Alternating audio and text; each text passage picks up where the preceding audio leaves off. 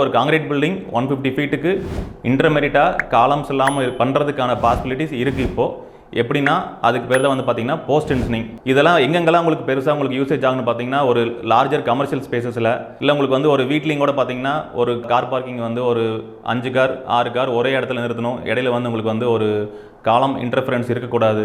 Plus வந்து பார்த்தீங்கன்னா ஒரு ஷோரூமில் வந்து ஒரு ஃப்ரண்ட்டில் ஒரு மாஸ் ஓப்பனிங்காக இருக்கிற மாதிரி இடத்துல இல்லை ஒரு ஹோட்டல் லாபி ஏரியா ப்ளஸ் அது இல்லாமல் வந்து பார்த்திங்கன்னா ஒரு லார்ஜர் கேண்டிலிவர். இப்போல்லாம் நம்மளுக்கு எலிவேஷன் பர்பஸ்க்கு ஒரு பெரிய கேண்டிலிவர் உங்களுக்கு எங்கெங்கெல்லாம் தேவைப்படுற மாதிரி இருக்கோ அது மாதிரி இடத்துலலாம் பார்த்தீங்கன்னா அந்த போஸ்ட் டென்ஷனிங் மூலிமா உங்களை அதை அச்சீவ் பண்ணிக்க முடியும்.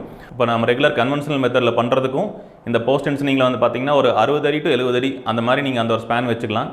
அந்த ஸ்பேனுக்குள்ளே நீங்கள் வந்து நம்ம இந்த போஸ்ட் டென்ஷனிங் டெக்னாலஜி நம்ம வந்து அப்ளை பண்ணும்போது நம்ம ரெகுலராக பண்ணுற கன்ஸ்ட்ரக்ஷன் காஸ்ட்டோட இதில் வந்து ஒரு 7 to 10% வந்து கண்டிப்பாக நம்மளால் வந்து காஸ்ட் எஃபெக்டிவாக கம்மியாக பண்ணிக்க முடியும்.